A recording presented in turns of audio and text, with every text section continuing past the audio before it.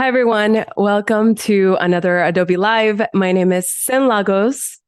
And today we're going to be going through a really, really interesting project with our guest, Zia, Zia Suarez. But before we get to that, just want to let you know, if you are on YouTube, jump into Behance and join us on the chat.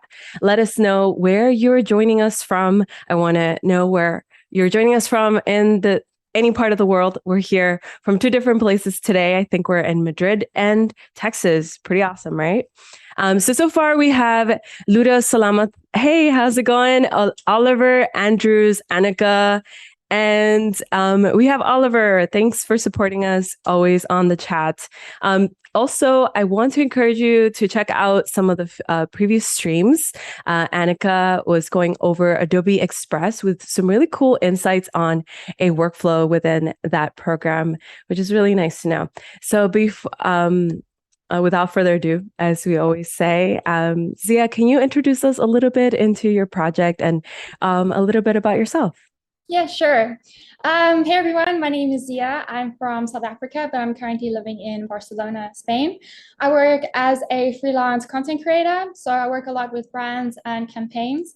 I also work a lot in front of the camera, and the platforms where I mostly share my work is social media, so like Instagram and Pinterest. I do have a website. It is presetsbazia.com, which is strictly just for my presets, but I'm going to just show you a little bit of my Instagram profile so you can kind of get the idea of the type of content I create there. So my photography style is usually like lifestyle. I'm really inspired by the ocean, surfing, underwater photography, and then also like a bit of skating and adventure travel, those kind of things. So I'm really Mm, excited to show you guys how I prepare my posts for social media today. that's really cool. And what programs are we going to be using today, Zia? So we're going to be using Lightroom and a little bit of Photoshop as well. Nice. A really cool Oh, combo. I sorry. always love those. It's Lightroom Classic, by the way. Oh, okay. Yeah, Okay. sorry. That's all right. That's all right. We all get confused between Lightroom and Lightroom. Yeah, Yeah. yeah. Yeah. Okay, so that's really cool. I was checking out your Instagram too. Really, very, really cohesive, I've noticed. Is Yeah. that on purpose? Yeah, so it's actually taken me a while to sort of start creating like my own style and of like editing and sticking to that. And I think presets help a lot with that as well to keep that cohesiveness. So Mm. actually today, should I just go through what I have planned for today? Yes, yes, Okay, please. okay, cool. So today we're gonna edit a couple of lifestyle photos, and for the first photo, I'm going to introduce just like a preset, just so that we can know like how to use a preset, what they are, why we use them, and using the basic panel. Then we're gonna edit some photos from scratch. So then we're gonna be also experimenting a little bit with different types of style and exploring what kind of style you want to go for in editing, and we'll be using the tone curve for that and also the color grading tools. Yeah. Oh, quite a bit for today. And Yeah. yeah. Okay, so are we gonna jump into Lightroom first or Photoshop first? So we're gonna do Lightroom first. Photoshop will be Okay. like the final kind of thing. And it's just like one sort of like hack or trick that I do. Mm, But yeah, we love yeah. hacks. Yeah, cool, awesome. Yeah. Great. So should I get started? Ooh, Luda says, beautiful. Tuning in. We have James tuning in from Ottawa, Canada. See, I knew we were from all over the world today. And Yay. also, Sean asks who takes the photos, and it's you too, right? Yeah, so so some photos I do, but mostly the ones that I post on my Instagram are of me, and I have amazing friends who are all photographers that help Mm, me, and yeah, so I have like quite a large friend group that are all photographers. I guess because we all have things in common, so yeah, yeah, it's super cool. yeah, real life collaborations. Yeah, Yeah. cool. So we're gonna jump into Lightroom. Yeah. Yeah. Okay. So yeah, do you see my screen? I think so. Looking good on this end. Cool. Just okay. So we're gonna start off by using a preset, just because I know a lot of people, they get a little bit intimidated by Lightroom or Lightroom Classic, and they don't know where to start. So what I suggest is just going through some presets and then just see what kind of mood you're going for. I'm just gonna be using one of mine. I really like the New York one because it's like a lot of like city vibes. And what I'm gonna be looking for. This photo is actually taken in Barcelona, so yeah. So for now, we're just gonna stick in the basic panel. Usually when I edit from scratch, I don't do too much here, but yeah, this photo is quite underexposed. So I'm just gonna bump up the exposure a bit so I can see what's going on. And basically what a preset is, it's like a configuration of settings that a creator has made, and they save it, and then you can apply it to other photos, and it keeps that cohesive sort of look between all the photos. But it doesn't work for every single photo. Usually you have to do a little bit of adjustments, but in this case, yeah, hopefully we don't need to do too much. So here, as you can see, there's like a lot of lines and it's not perfectly straight. So one easy way to get your line straight is by going on the crop tool, and you can sort of adjust and make sure that your lines start lining up. You can press the O shortcut. I know it's on MacBook, but yeah, you can go through there and sort of adjust your lines like that. But since there's so many lines, I'm going to go down to the bottom and to the transform tool. And then we have the upright, sort of like these 4 lines, and you can use 4 different guided lines to start lining up your image. So I'm just gonna try find like 4 of the longest lines, maybe the bottom and the top. And then 2 vertical ones. This little like zoom square thing is pretty cool because you can actually see it, because otherwise I have to go too close to the screen and I don't want to really do that. Okay. Where is that? This location it's really beautiful. It's a in Barcelona. cathedral. It's a cathedral, yeah, Barcelona Cathedral. Yeah. So I actually Wow. did an Adobe walk a few weeks ago. I think it was like 2 3 weeks ago. Yeah, on the 13th of August. And this is like some of the results that I captured. Let me see. Yeah, you see it's gonna say it. So you can only do 4 lines for this. So yeah. Oh my God, I love that. I've been part of a lot of photo walks, and I've learned so much in each one. So a photo walk in Spain sounds amazing. Yeah, it was super cool. And it's like, it's not even my city, but yeah, it was cool. Like nobody was like, oh, what does this building like represent? Like plenty to see. Yeah, it was just, oh, it was such a nice vibe. It was so much fun. So now we're just gonna start playing around a little bit with the shadows. It's a little bit dark, so I'm just gonna bring up the shadows, not too much. And then also try bringing highlights down to get a little bit more detail. But yeah, and then I think for contrast, we're pretty good. So I'm just gonna leave the contrast the way it is. And then, yeah, so in this preset, we have like a little bit of less clarity, a little bit of less saturation. It's just a type of style, different type of look. If you want, you could have your photo more crisp and have your clarity on 0 or higher. Cool. Oh, we have a few folks on the chat. They want to go on photo walks. Oh yeah. They're like, yes, I love photo walks. Yeah, it was so much Bring fun. them back. Yeah, like the next day, everyone was like, I missed that. Like, when are you doing another one? And I was like, it's kind of like a once a year thing, but it's like the real social media part, right? Like you get to meet people in real life. Exactly. Oh, it was so much fun. Like if you can do one, like to whoever's in the chat, like just go for it and try build your own like little photography Take your community camera in your area. Yeah. They can feel intimidating, but just do it. You'll love it. Yeah, exactly. Okay. So in this image, we have like quite a lot of distractions. We have like this red line and these like 2 like posters, I guess. There's actually a huge advertisement up here, so I didn't get that in the photo. So we could use the Is there a reason why you don't like to get the advertisements in the photo?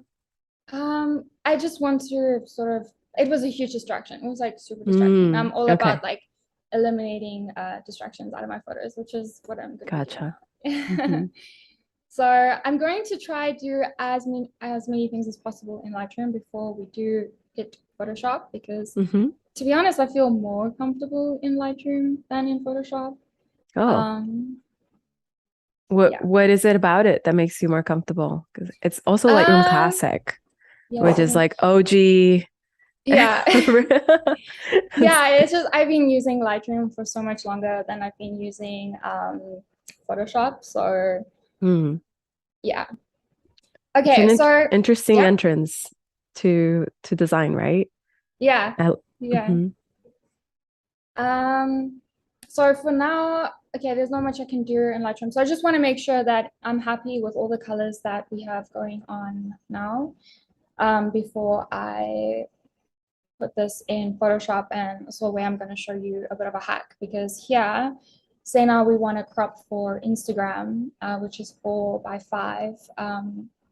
We're going to, I always try get like my subjects a little bit in the middle, and in this case they're like quite at the bottom. So yeah, I'm just going to show you a little trick with that. um Sorry, let's just undo that part. Okay, wait.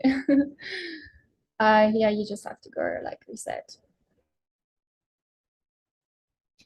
Cool. So now I'm just gonna, you click on the thumbnail and then you say edit in Adobe Photoshop 2022. Mm. So here we go. Now we're gonna try get rid of the distractions in here because it's a little bit easier than in Lightroom. So I don't know if you use this tool, but the content away fill, Yeah. I love it. It's Yeah. Talk about removing distractions. yeah, I mean it works pretty well. And then also this red Do you, line. do you also have that debate of do you like it? Do you like to do any stamping more in Photoshop versus Lightroom, or has that improved? I know there's been a lot of different changes in there. Oh, in Lightroom. Yeah. Do you like it better in Lightroom or in Photoshop, but like workflow wise? Um, I it depends. It depends. Mm. But yeah, I prefer like workflow in Lightroom. Yeah. Okay, that's not working. Sometimes this tool works really well. Just need to try get the right spot. Can you fill us in a little bit about what is content aware tool in your own words? So it's kind of like the, for me, I don't know, it's like kind of like the heal tool, Mm. where you're like it like fills, it kind of predicts what should be there without the distraction, if that makes sense. And yeah, it just like fills in what like in the content of what it thinks it should be there. Or Hmm. yeah. Yeah, it picks from its surroundings. Yeah. So okay, now here we usually go, so this is going to be for Instagram. We're gonna give a little bit more context, and also here we can start putting the, I'm like obsessed with vertical and straight lines and symmetry and everything, and the way that I photographed it wasn't symmetrical, even though in Lightroom Classic where I straighten all the lines and everything, it's still like when I crop it afterwards in 4:5 for social media, for Instagram, it's just Hmm. it's not perfect. So Yeah. that's this is why I like using Photoshop, and this is like kind of like the hack. There's like a crazy storm happening right now. So if you see like lightning and stuff, yeah, Oh, watch wow. We have an entire light show. it. Yeah, it is really wild out there right now. Um, yeah, I Okay. love storms. It's nice. Yeah, they're super cool. So, okay, let's just for the sake of this example, let's just say we want this whole, we want to okay, get a little bit of the ground as well, just so our like subjects are a little bit more in the middle. So this kind of reminds me of like the old Instagram where people would upload like white borders because the cropping wasn't right for Instagram at the time. Yeah, So a throwback.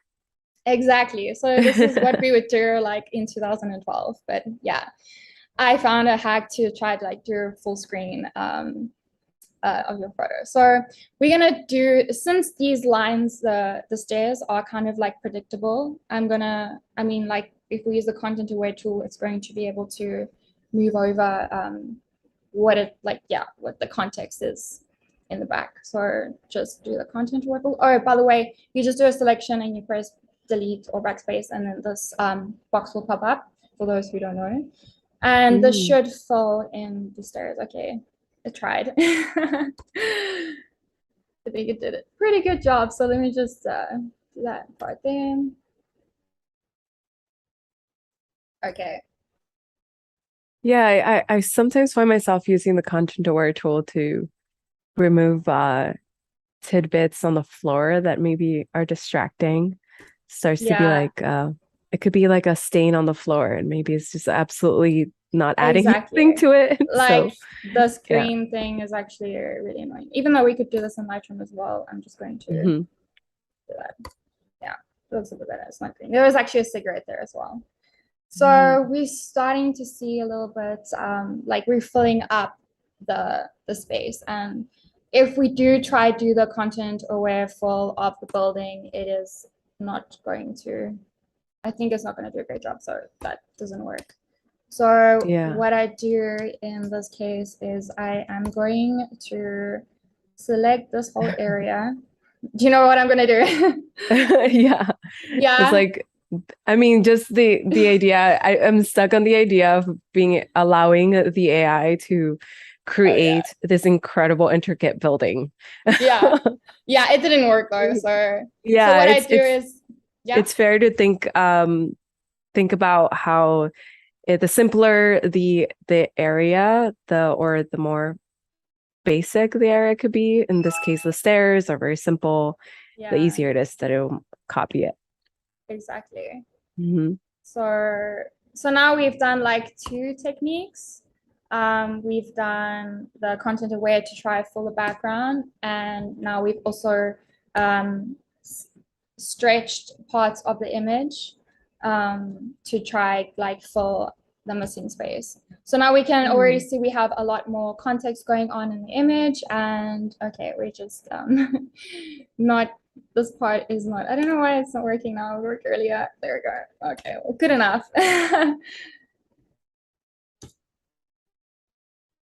It's also a great technique to use when you have like a white backdrop. When you're doing in studio photographs and you want to just stretch that white backdrop because, maybe you can't afford a gigantic white backdrop. Yeah. If it's white, it's so much easier. But so this is just like a little trick that I sometimes use, and I've been doing this for years and nobody's ever noticed it. So yeah, here's the secret. Yeah. But as you can see, like the left-hand side is a little bit more stretched. But I mean, you can just play around with it. I'm sure you guys can do it much better than I can. And then the best part about this is that you can just save it. And then when you go back to Lightroom, it's there. So we have a question from Fairy. It says, do you sell your photos? If like, so where? What? If you sell your photos? Oh, no. No. I do sell presets though, but no, not my photos. Oh, you sell presets. That's awesome. Yeah, on my presets page. It's like my website, but it's just presets. It's like my work's not on there. That's cool. Yeah. Is it a collection of presets, right? I think I run into it. Yeah. I have like 80 something. Wow. Yeah, just that's a lot. Like, it's just over the years. I mean, I think it's been like 5 years of creating presets, so it's just been like a lot to collect. Yeah. That's a great vault of resource for artists in general. Yeah. I mean, I do have my favorite ones that I use quite often. because yeah, I just feel like to keep the cohesive kind of look, it's better to yeah, Yeah. just use a few. Okay, so Yeah. now we have this one where it was like a little bit like not in center, and then this one's a little bit more in center and ready for Instagram. So any questions? Any other questions? Yeah, I think we have Bruce asking, how long have you, if you've been taking photographs, how long have you been doing it? Is there a moment or experience that led you to deep dive into the world of photography? Okay, so actually I didn't go through this. So I actually started with I was working as a social media manager for restaurants, Mm. and I ended up doing photography for them as well. I had not a lot of experience, but I would just get my friends and I would just be like, yes, like food, like just Yeah. interact, and I'll just do some photos. And then I started this is when I really started creating like professional content for social media. This was around like 5 years ago. And then yeah, then this got me into like lifestyle photography, like really understanding like how to, do like lifestyle stuff kind of content. Yeah. Mm. So that's where I started. It was restaurants because I wasn't very good at food photography, but I did enjoy shooting like my friends and the lifestyle around the restaurants. Yeah. Mm. That's Okay. so Yeah. I cool. wanted to That was show that. 5 years ago? Yeah. Yeah. Wow. When I So now started you do a filming. little bit more of the things you're interested in. Exactly. Um, Yeah. which are just to give us insight. Oh, like photography, videography. I love editing like short inspirational videos as well. I don't often have the time, but when I do, especially if it's for like a brand campaign, it's my favorite. Yeah. I notice you also have a lot of surfing. Yeah. Is that a big part of your community? Oh yeah. Like Yeah. I also started surfing when I was like around 14 years old, but I didn't really like I started university and then I stopped, so I wasn't really committed. And then Mm. ever since I got into this lifestyle photography, a lot of brands like surfing brands wanted to work with me again, so I was able to travel and like go surfing, and Oh, yeah, that's awesome. it was super cool. So yeah, Yeah, more time for photography too. yeah, yeah. But then it's a little bit like, okay, now when I go on a surf trip, I have to take all the gear and all the camera and stuff, and yeah, Oh but yeah. it's cool. Oh, Yeah. by the way, yeah, Yeah. reality. Tomorrow we're Mhm. going to be going into like surf photography and water editing, but I'll explain a little bit more about that towards the end Oh, of the session. nice. There you Yeah, go. Okay. cool. So here, so we've edited. So this is the one that we put in Photoshop. That's the 4 or Mm. 5 that we've done like the little trick and stuff. And then for this one, we have all the information. So when you do save it in Photoshop, all the information, your editing information will be gone. So you need to make sure that you have your copy. It automatically makes a copy. So have this one. So I do this often. I have this photo which is taken on the same day. It is super underexposed, I know, but it was around like right before sunrise. This was also on my photo walk, so I'll put it a little bit higher so you can see. But it was around the same. It was the same morning, so I want to use the same colors for this. So I'm gonna click on this photo, then I'm gonna I think it's Command, and then click on the other photo, and then I'm gonna say synchronize. And what I'm going to synchronize is basically all the work that I've done on Lightroom, but except the crop, the spot removal, transform, and masking. Because if you synchronize that, you're going to have like weird patches in different places. So I'm going to synchronize that and see what happens. Okay, so we sort of have like the same colors, but we still need to I'm going to try to do all of this in the basic panel. So everyone who's like a beginner or wants to learn about Lightroom, I'm just going to, so we've got a preset, we've applied a preset on this, and we're just going to use the basic panel. So, and yeah, it's also super important to also rather, I think, underexpose your photo than overexpose, because when you underexpose, you still have a lot of information in the photo, in the raw. Hmm. Yeah, that's a really good tip. It's almost another hack.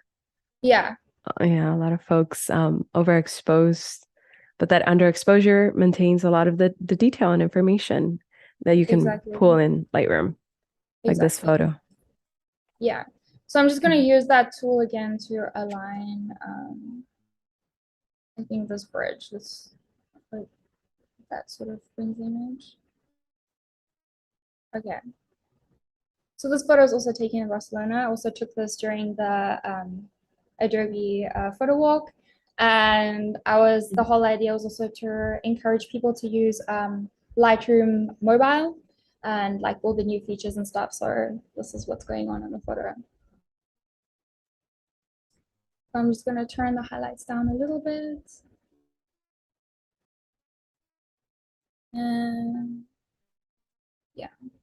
But one thing I really love about Lightroom is that it really it stores so much, like it captures all the information that's stored in a photo. So I mean, if you go to like the before and after, it's crazy how much of a difference it is. Mm-hmm.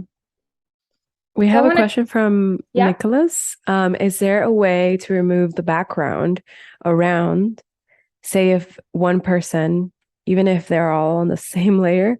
That's a tricky question. To just remove the background, the entire background. So maybe like on which, like remove the Probably the. background in this photo or what? Mhm. Yeah, I mean, in yeah, Photoshop, yeah. Photoshop is really good with that. I think in the properties panel it has a remove a background feature. Oh, really? Hmm. Okay. I Hmm. would have like selected subject and then tried Or to select the subject, yeah, invert and backwards. then delete background. Yeah, Yeah, you could do yeah. that.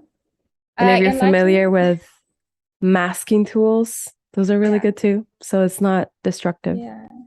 So the masking tool, I'm just gonna go over it now quickly because tomorrow we're gonna do more masks, but I don't think I'm Mm, gonna do a lot of masks today. So we have the select subject mask in Lightroom. mm. Wow, it does a pretty good job. And Yeah. then you can go, oh wait, is it here? You can say invert mask. Um, and then you can also like remove the background. I don't know. You could Yeah. do something like that. But Photoshop's the one. I'm always trying to do things in Lightroom to avoid Photoshop, but yeah, that's something you need to do in Photoshop. But it's super Yeah. easy. I think That's a like the fairly new same. feature. Yeah, it is. Mhm. Cool. So It's let's also just kind delete of that. great if you want to edit just the background. If you want to make that Yeah, background lighter, isolate. exactly. Yeah. Yeah, that could be a great way to use that. Oh wait, I'm still have this mask. Okay, there we go. So yeah, now I'm just sort of playing around with the highlights. Nicholas is really impressed. He said, What really? I'm using Lasso and Procreate. Wow, that was insane. Oh It's like mind my blown. gosh. I was like, oh my gosh, these people are You never never gonna know. invite me back. There's these little nuggets that some of us, it takes us years to get to. Oh yeah, okay. That could be completely like low-hanging fruit, and we don't realize it till like 5 years later. I've been Okay. there. Yeah. That is so cool. Okay. Yeah.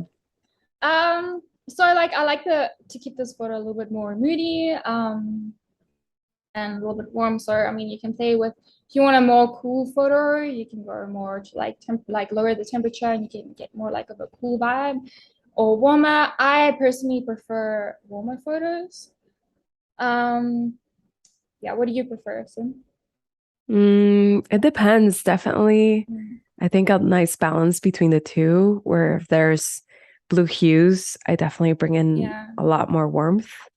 But if there's like really orangey hues, I love bringing in some like dark blue shadows to create a balance. That's Yeah, always that's fun. cool. Yeah, mystery is kind of Yeah, interesting. I mean, but my photography is a bit more urban. So it depends on yeah, what the energy is in your photograph. exactly. And I think Mhm. sometimes, like even when you're editing a photo, it automatically becomes warm or cool, Yeah, and you can't really it feels a bit forced when you do try right. to change it. Yeah. But also my favorite tool is also the white balance tool. Sometimes it doesn't really work. Oh gosh. Okay. So I think her top was kind of white.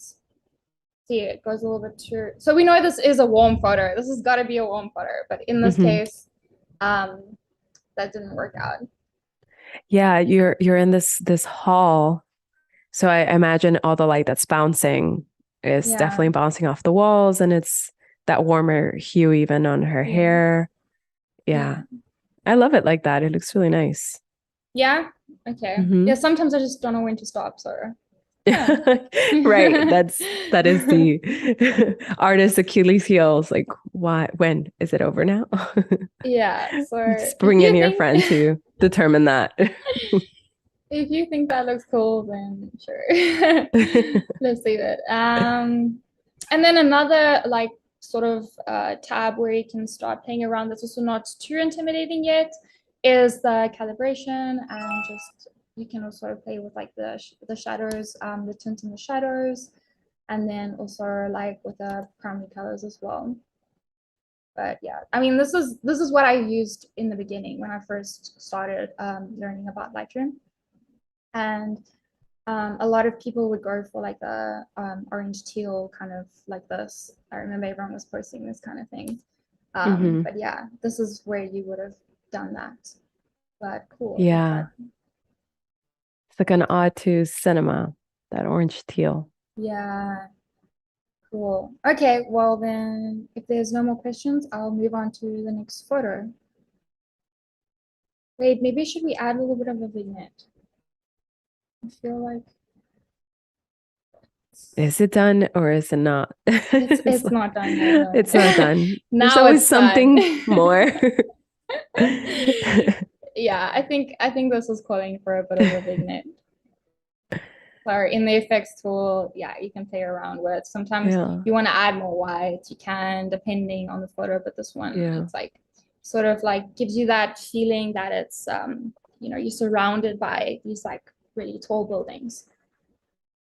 Right. Yeah. I think a lot of folks run away from vignettes. Yeah, And it's interesting to see how you're using it. yeah. I think that's Hmm? fine for now. I always go back to photos as well. Like I'll edit one and then the next day I'll be like, oh, I'm feeling like something else now, and then I'll completely Yeah. change it. It's probably a good workflow anyways, because it refreshes your eye and then you can revisit it. Yeah, cool. Well, if there's no Hmm. more questions, I'll go on to the next photo. No questions yet, but we welcome them all. So definitely join the Cool. chat. Okay. So this is like typical like lifestyle photos that Mm. I post often. And yeah, because we don't have a lot of vertical lines and crazy lines everywhere, we can just use the normal crop tool. By the way, we're going to edit this one from scratch, so no presets here. Challenge. Yeah. So let's see. So I think that's, yeah. And then I just go through like, I just press or, and then just make sure that the subject's in the middle, in this, like, yeah, in the square, and just all the lines are straight. Okay. So there's actually two kind of ways that we can edit this. So it all depends on your style and what kind of like editing style you want to look and you want to achieve. So first of all, I'm going to put the exposure up a bit just so that I can see what's going on. And then, so the two different things that we could do, since the sky is like quite interesting and a large part of the photo, we could turn the highlights down and get like a lot of detail in the clouds, and possibly because we can see a lot of the detail on the reflection of the sun as well. Or we could sort of almost like blur out the highlights. This is just another style, it's not for everyone, but you could blur it out a bit, and then you could also reduce the clarity, and then you'll get like more of like a glowy kind of effect. Like, yeah, something like that. So it's sort of like a mysterious kind of glowing thing. But I would, for this photo, I would turn the highlights quite down. And Sometimes it looks really eerie and yeah, kind of nice. A lot of photographers that I enjoy their work, they completely blow out the highlights, and I think it's Hmm. really, really, really cool. I do enjoy it, but for It's this interesting case, to try all the things that they tell you not to do. Like, yeah, should I I use a love vignette? that. And you never know, it might apply to your photo just right. Exactly. Like, Yeah. yeah. It's just also about exploring, and if your photo is different, then that's great. And also because like a lot of the people that the photographers that I follow, like when they post a photo, I don't even need to see their name and I know like who it is, just the way that they have their subject or landscape, and then the colors that they use and the way they use their contrast and highlights, for example. Like I know exactly, who it is. And I think that's when you really ultimately achieve your own unique editing style, which is I think everyone should try Yeah. to achieve. It's like a signature almost. You can Exactly. It's recognize your it. signature. Yeah. Mm. So now I don't, so when I am editing from scratch, I sort of leave the basic panel for afterwards, because the basic panel is really cool if you want to like turn up the exposure out of the whole image. Like it's very general, so it will generally expose a whole image or underexpose a whole image. The same with contrast, and the same with all the other tools in the basic panel. But this is my favorite, the tone curve.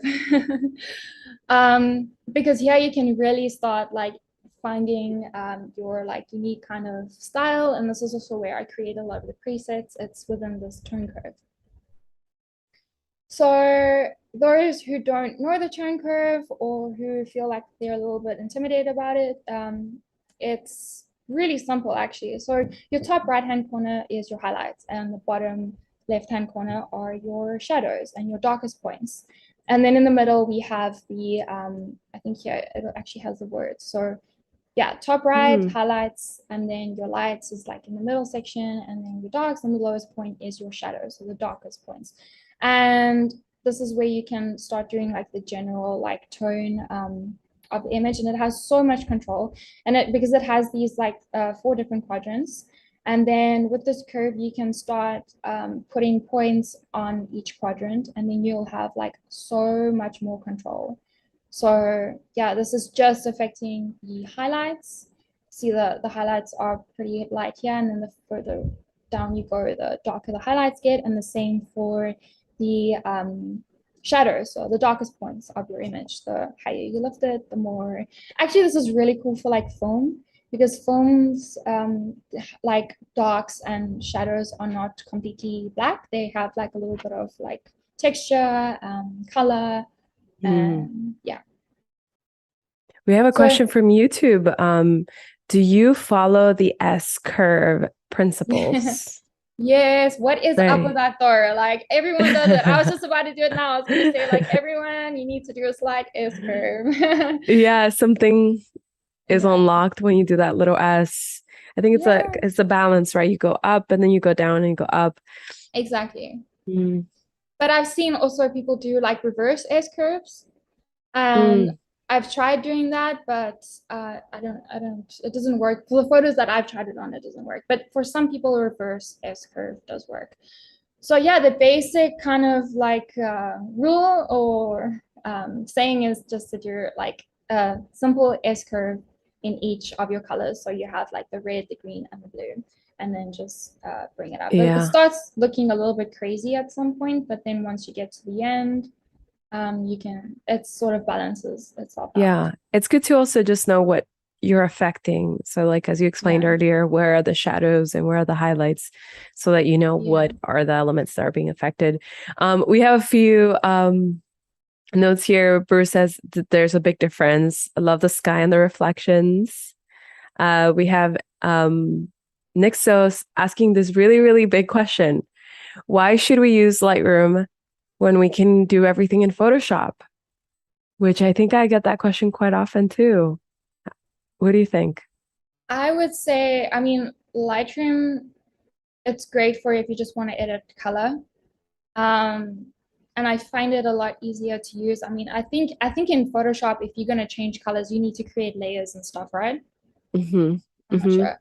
So I Yeah, just there's think, different methods. Yeah, yeah.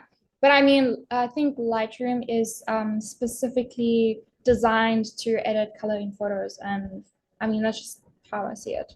Yeah, you're definitely Team Lightroom. I can feel it Yeah. across Oh the screen. yeah, I've said it multiple times. Yeah, I think a big one for me is how you can batch edit. So Oh you don't yeah, yeah, really have to worry. I mean, sometimes it depends on what you do, right? But if you're a wedding photographer, I'm just going to think of that because they photograph so much in one day.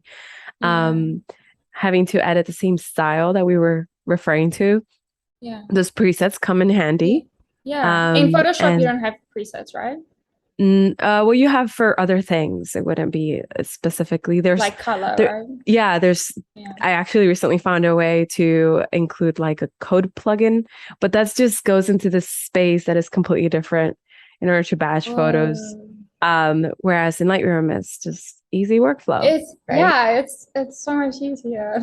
Yeah. Photoshop is a master of many things. So I wouldn't be surprised. Yeah, You can also make it happen there if you really were totally. determined.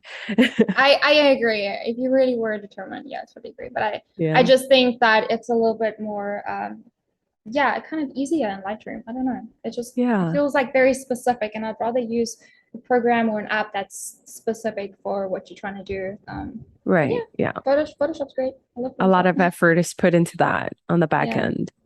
yeah. Yeah. Okay, so I've just been going through all the colors. So we're on the last one now. We're on the blue, but like you can start to see that there's the colors are changing, especially in the shadows. And we've got the blue coming back into the sky. Let's see what happens when we just do a little bit of this.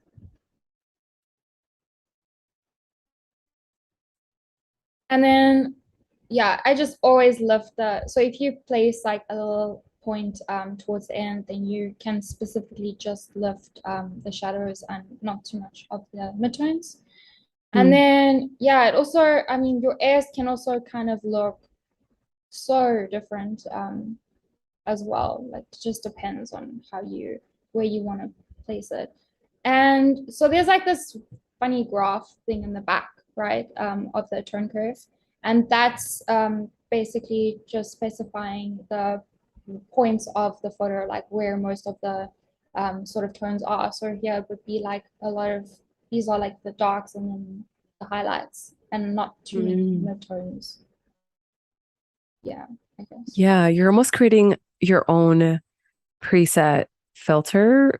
I'm using the terms all convoluted, but just every single edit you're making, the colors are changing and shifting a little bit, and each Yeah, one starts to look like a different mood. yeah, So it's interesting how exactly. much you can accomplish with just hanging out in the tone curve Yeah. alone. I mean, like if we look at the before and after, yeah, it's quite a big difference in terms of like color and style. Yeah. Another favorite tool is the color grading. Hmm. Like this, I love this tool so much. So it's these three circles, which is midtone, shadows, and highlights, and these basically just change the color of each of those. So in the middle, we have like the circle around a dot. That means nothing's happening. So if we just pull it out, the dot, and then we rotate around, we can start changing the hues of the highlights. Mm. Um, and the more we go away from the center, the more saturated the midtones get. So yeah, and then you can just sort of swing it around and start figuring out like what you like best.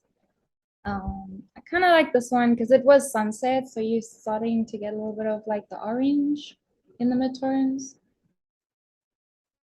Yeah, you can definitely stay true to the photo or make shift the sunset if you really want Yeah, to with playing with these things.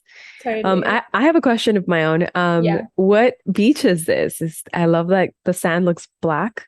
Oh, it's in Bali actually from Oh, a few years ago. wow. Yeah, it was just like one of my favorite photos to edit because you have like all the reflections, you have, and you can just Yeah. do so many different types of styles with this one. Yeah, the fact that the So sand is black just makes it look like a glass mirror. Yeah. Looks really cool. So yeah, then these are the shadows that we can also start changing a bit. Also like more, I think maybe more warm, you know.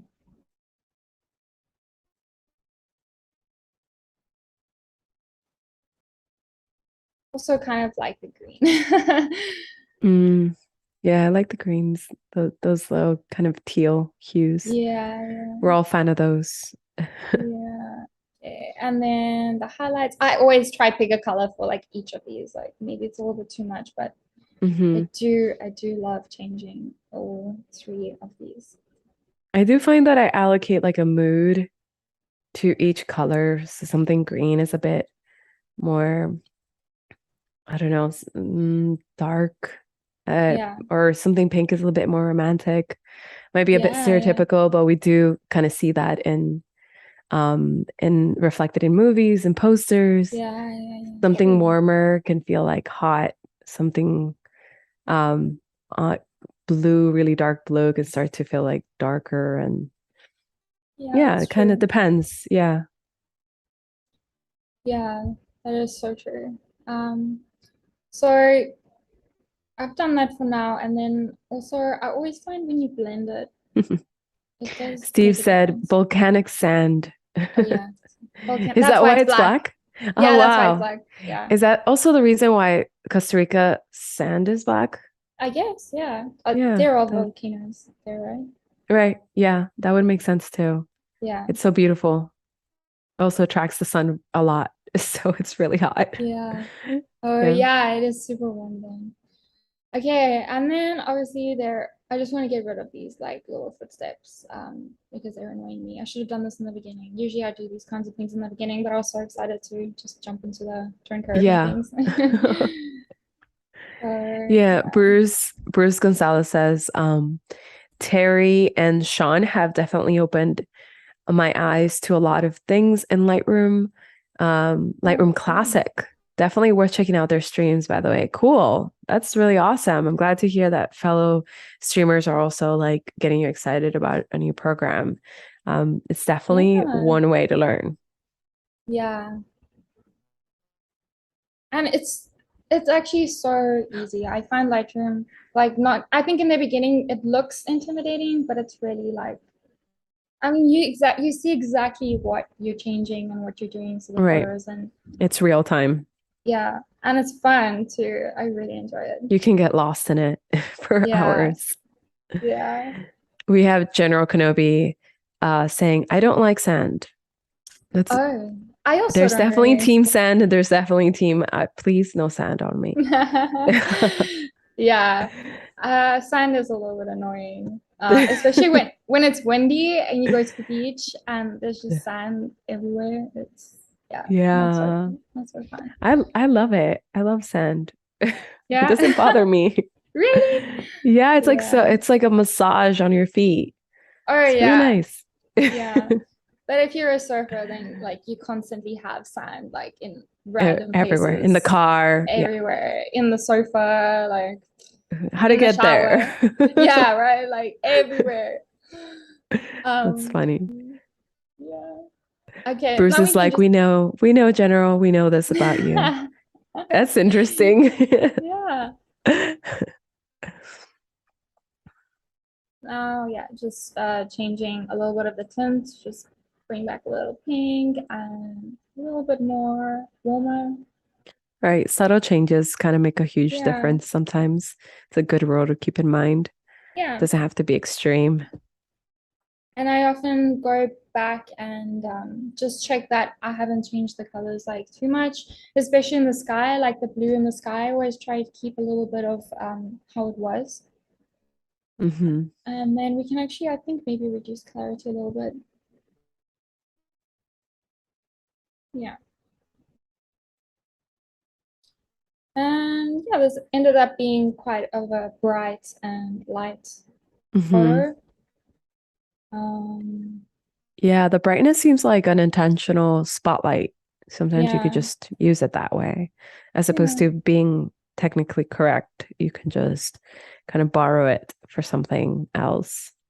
Yeah, that's true. Okay, any questions about this photo or the tools that I used before I go on? So James says, great histogram. Great histogram for editing. Do you use the histogram for editing? Not really. Not really. I know that was Yeah, definitely a last step for me. I've yeah, started to incorporate it more, but it's nice to read it. It's nice to kind of see, oh, okay, I corrected a few things along the way. yeah, yeah. I But don't. Yeah, it's one of those things that makes the picture um too technically sound, and that might not leave you room for, kind of breaking the rules and making it something completely different and unique. So it yeah. depends. Exactly. Wait, the histogram, you just move it around like this and try to balance out the. Yeah. Yeah. Yeah, I don't You find could a lot also of control in that. use it as a guide to kind of see where you've What's, sort of yeah. exposed your highlights or have Mm-hmm. underexposures. Yeah. Yeah. So it gives you sort of a visual infographic of like what your photo looks like. An interesting thing, elements like this also live in spaces like when you edit your videos in Premiere, there's also like Mm-hmm. visuals of what your colors look like. So that's an interesting passover onto other Yeah. programs. Yeah, that's true. Yeah, it is Hmm. pretty useful, but I don't really use it that much. It's cool to look at and see like, what parts of the photos are and what you're Yeah. doing. But yeah.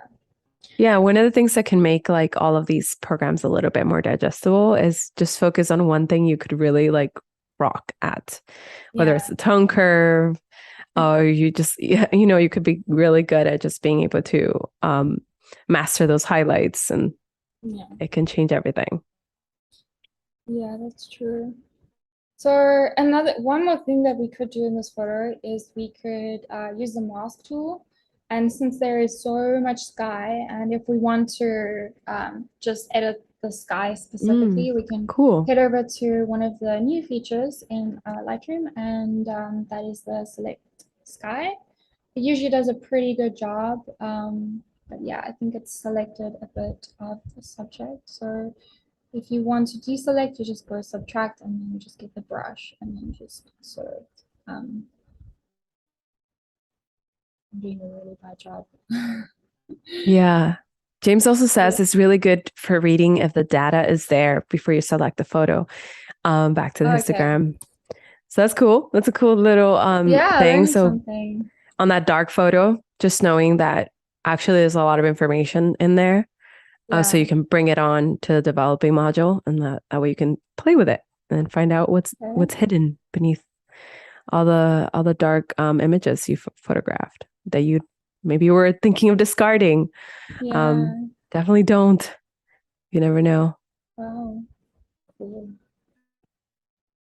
So we have this guy selected and then we can start like, changing. If you really want to go do crazy stuff, you can, um, change it a lot, but we want to keep it a little bit more natural. But yeah, it's just to show what you can do. Um, and then also, I think we can bring the highlights on a little bit more, get a little bit more detail. I think actually Mm. that looks a little bit better. Maybe not that much. See what happens when we add a little bit of clarity. Wow. Yeah, I actually Yeah. think the sky is pretty cool in this photo. Um, instead of making it white and mysterious, Hmm.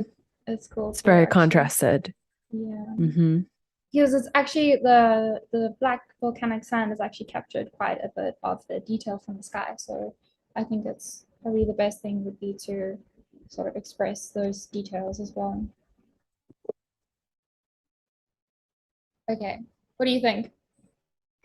I think it looks really nice. I love being able to select things individually. It's just so much more Yeah, control, so much more power to like be more creative.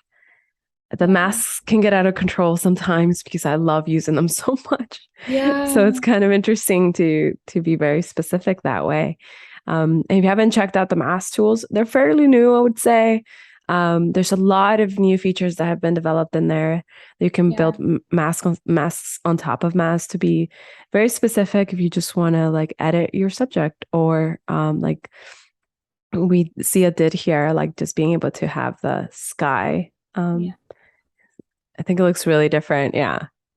Yeah, it's a huge difference between before and after. I love it. Really nice.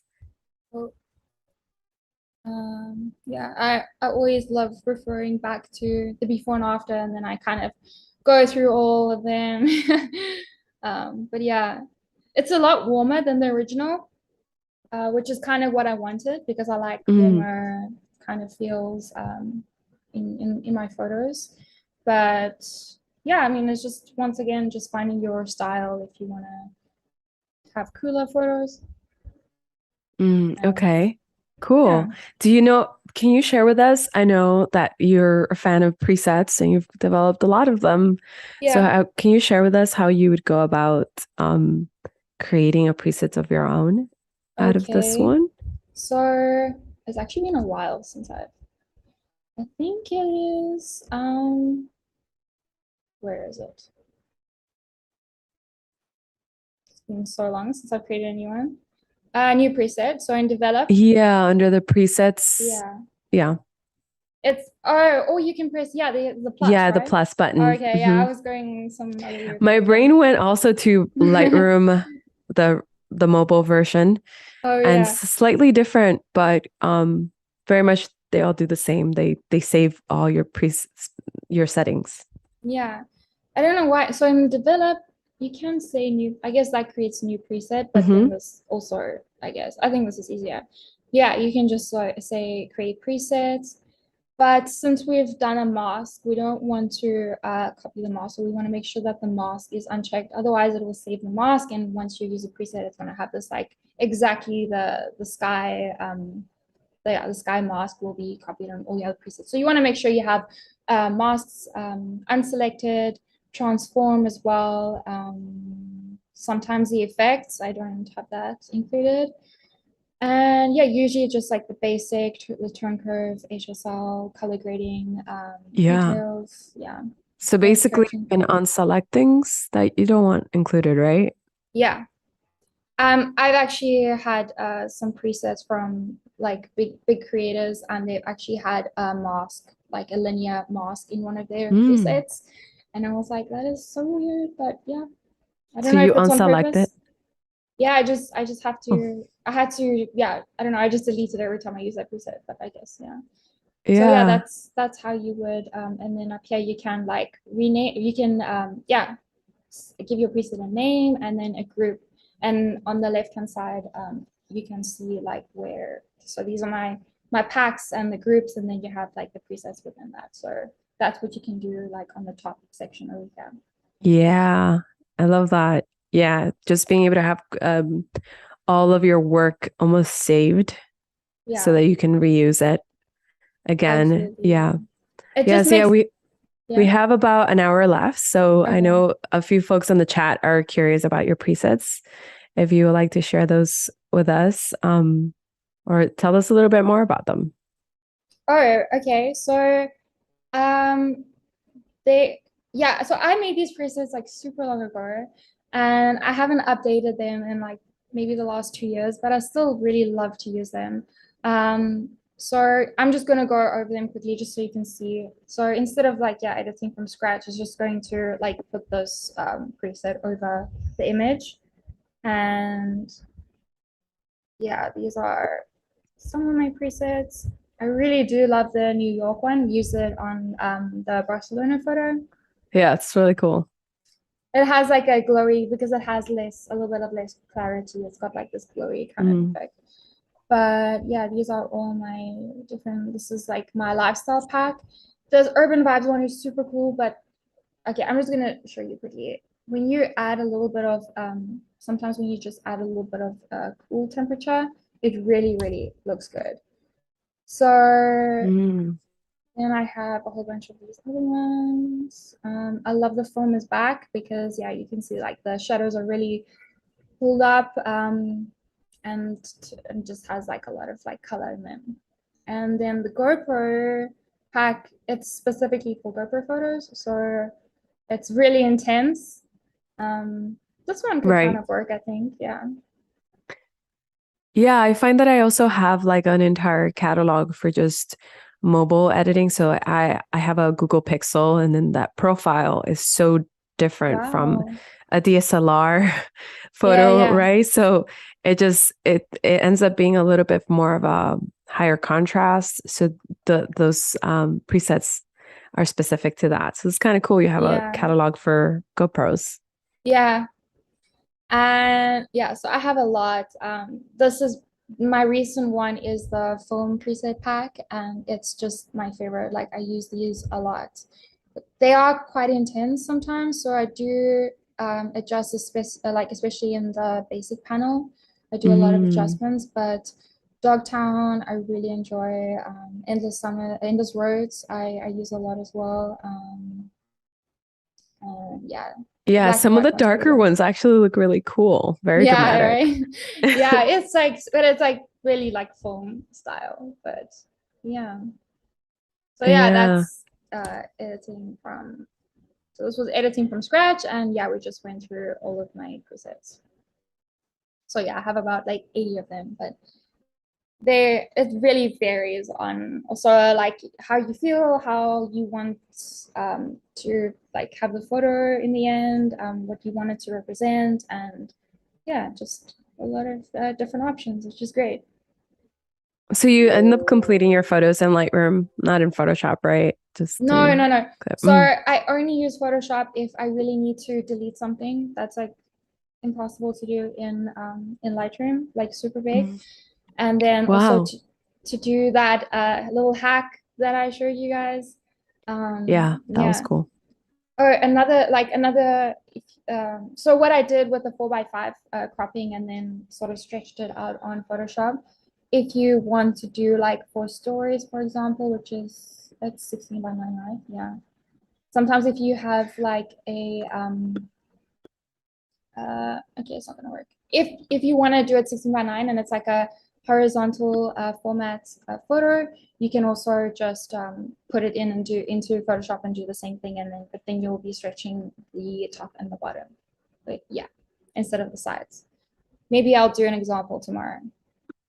Any questions? Let's see. Oh, from YouTube, did Zia build her GoPro pack or got it from somewhere?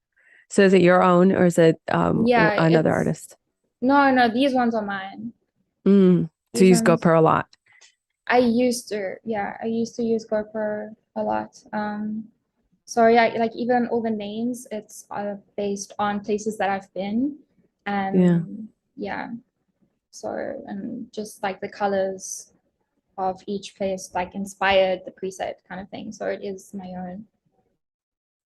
Yeah, So I was a big fan of you of using GoPro for almost everything. At some point, I would put it in between things and just see yeah, because it fits just about anywhere, and those perspectives are so unique. yeah, And yeah, it's honestly really good, really fun, really handy.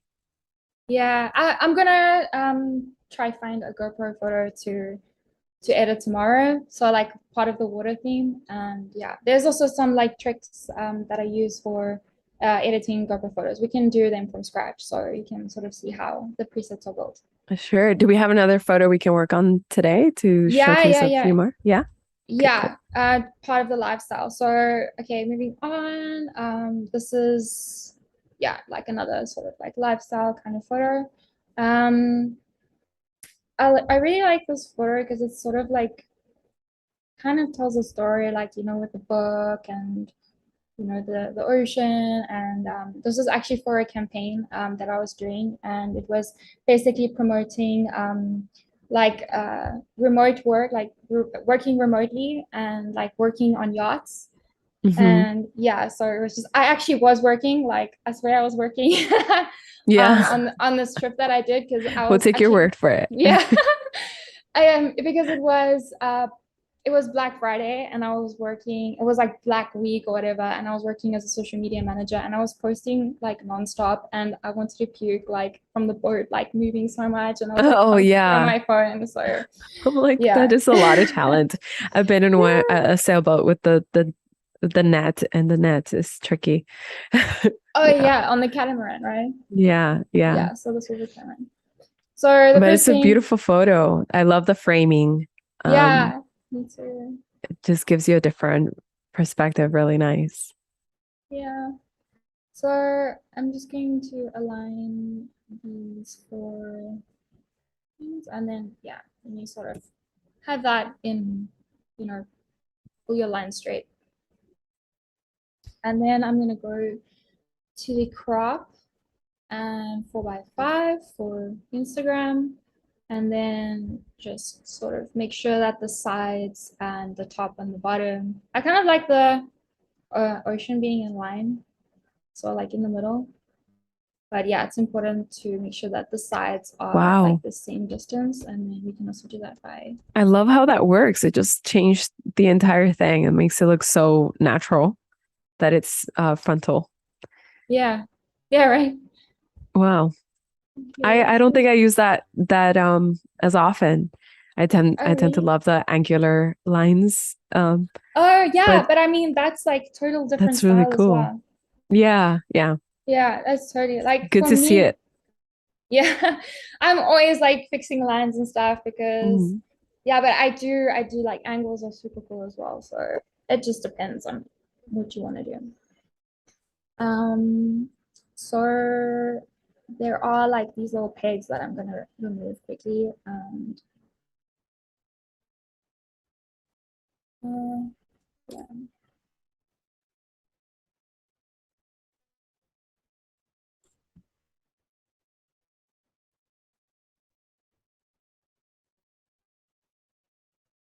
Okay, you're not gonna see that one, but I'm just trying to do it quickly to show you guys. So I kind of wanna, I like that there's a lot of like shadows in this photo. So I think we can do a lot with that in the tone curve. So I'm just gonna do these, building the S curves, and then just gonna lift the shadows like a little bit.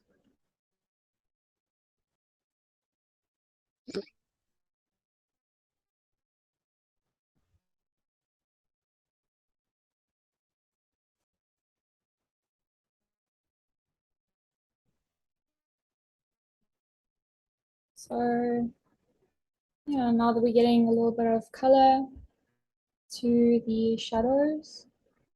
Mhm. Bruce agrees with us. Interesting view. Of what? It's an interesting view. Oh, okay. Oh, yeah. Yeah. Cool.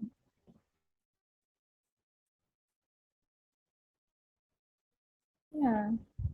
Also, Bruce has a question. Can we ask what equipment Zia used or uses?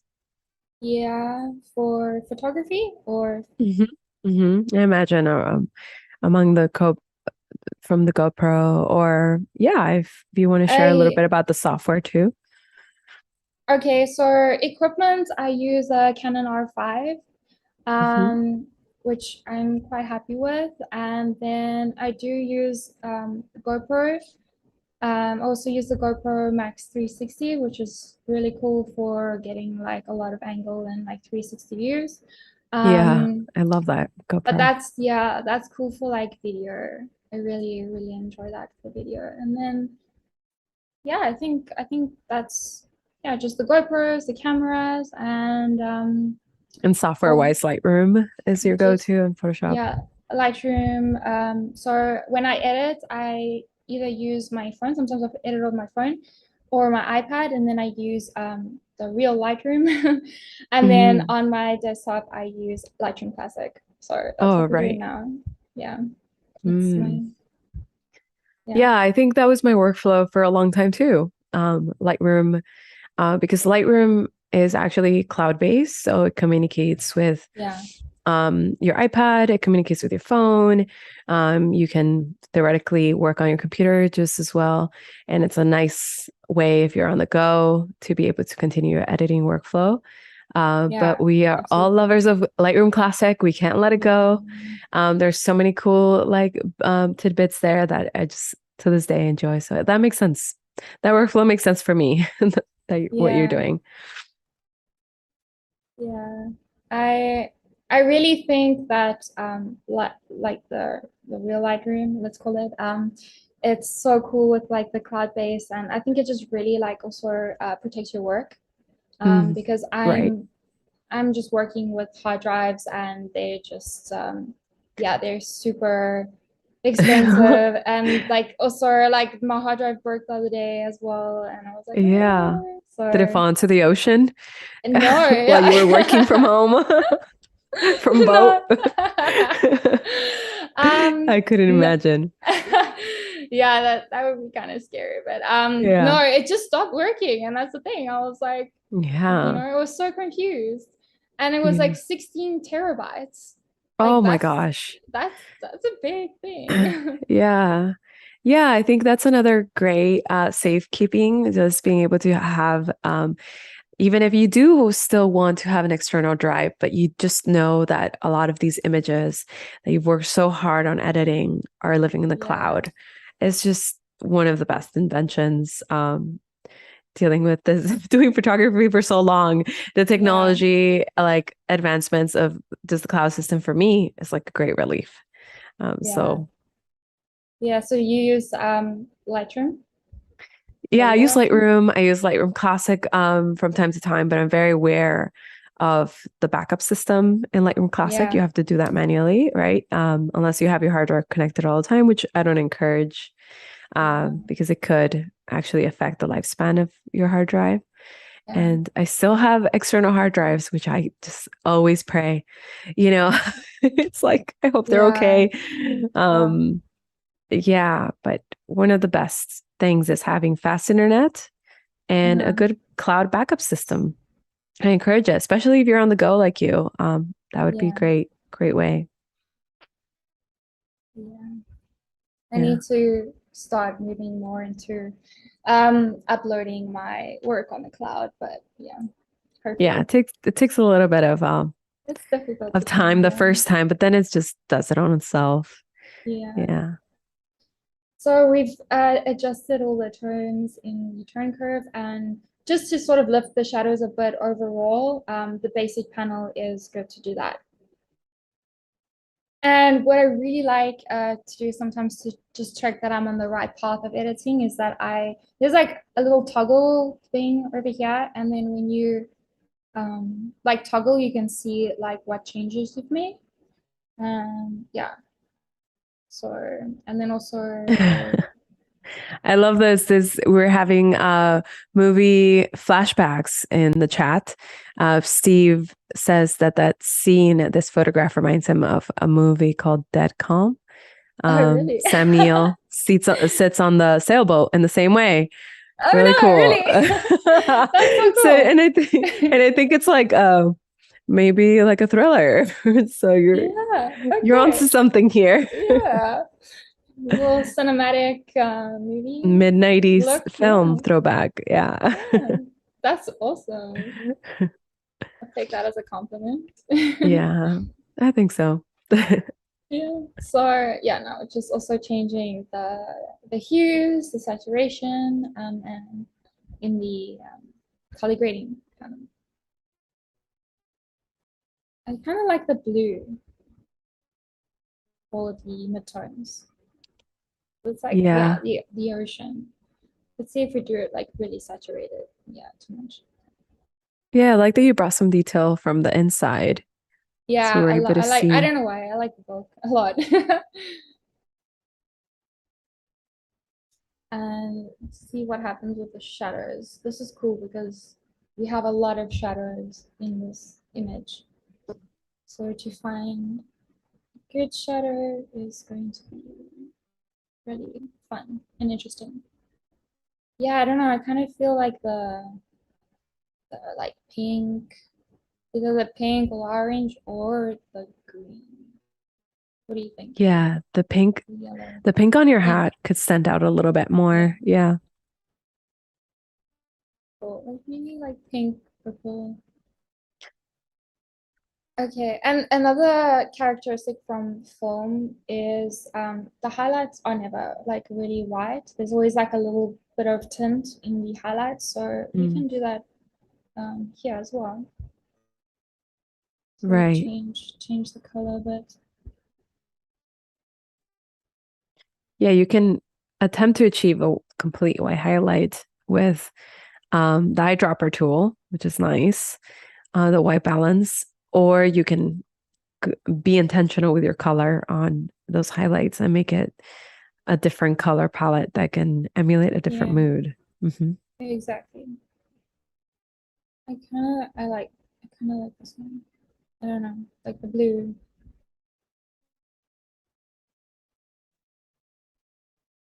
It's quite cool. You see, like then the photo. It's sort of like I always say I like warm photos, but then I end up making like photos that are a little bit cooler. But yeah. Josh says they're part of a dramatic sky. They love dramatic sky, so to get super detailed and replace the sky, I guess it's because that sky is so clean. It will be an easy swap.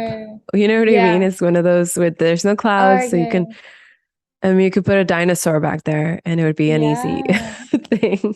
Yeah, in Photoshop. Yeah. I mean, you could still use like masks and things like that, but like, yeah, that's like a photo manipulation. I think we're trying to create like more of a color editing approach. Yeah, exactly. Yeah. But hey, you can always remix it. Absolutely. Yeah.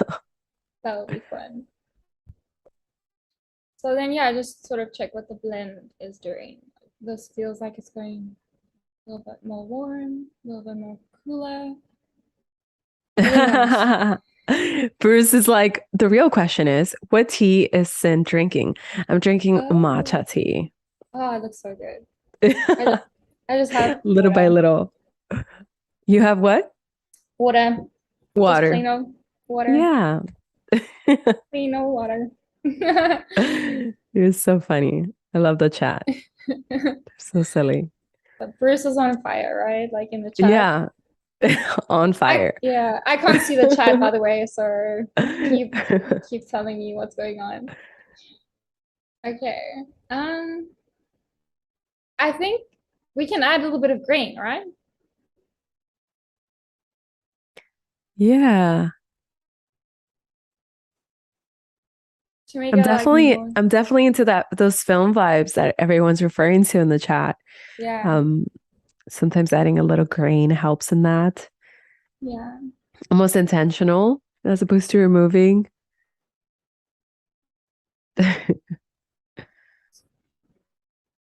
We should have like chat trophies. Yeah. Like here you get prizes. On fire. Yeah, that's super cool. Yeah, I'm not quite sure if this is done yet. Let's see the before and after. Yeah.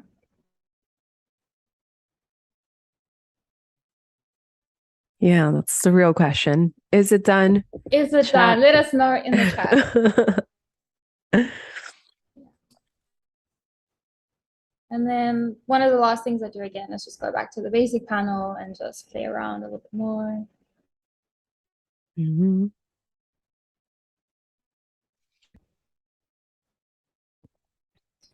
I think we can even make this a little bit more film vibey if we wanted. Yeah, we could also save this preset. Yeah. As a film, call it film. Yeah, this is pretty good. So we can also with film, especially 90s like throwback. Portrait, yeah. With the portrait, like I think it's the aquas. It's a little bit desaturated. Okay. I think, yeah, it's a little bit desaturated a bit. But also You practice film also?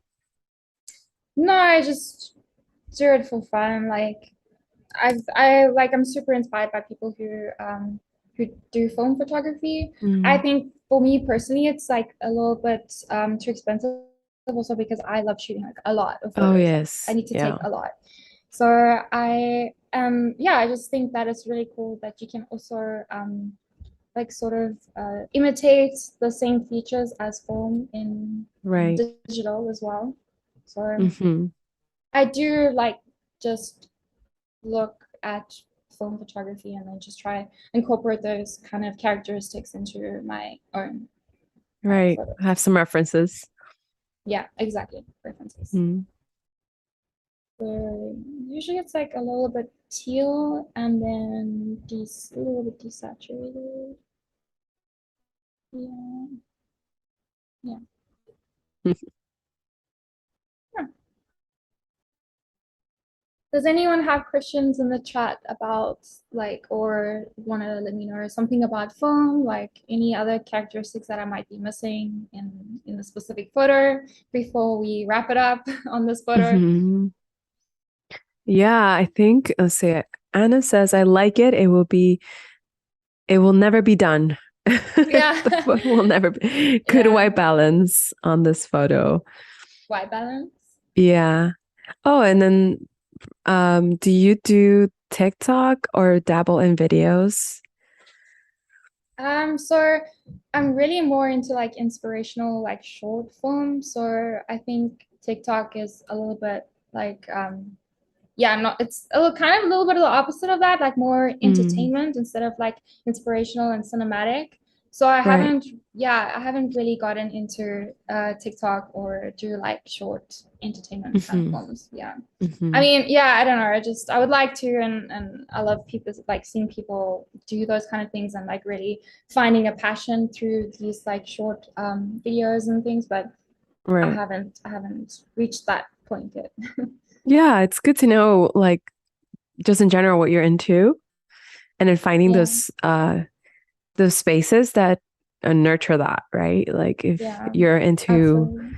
education, you have spaces like this, long form, real live videos. If you're into something a little bit more entertainment, like you said, that's a good Yeah, way of expressing TikTok. Very yeah, much entertainment. Yeah. exactly. Yeah. Yeah. Um, for anyone in the chat say anything about being done with us?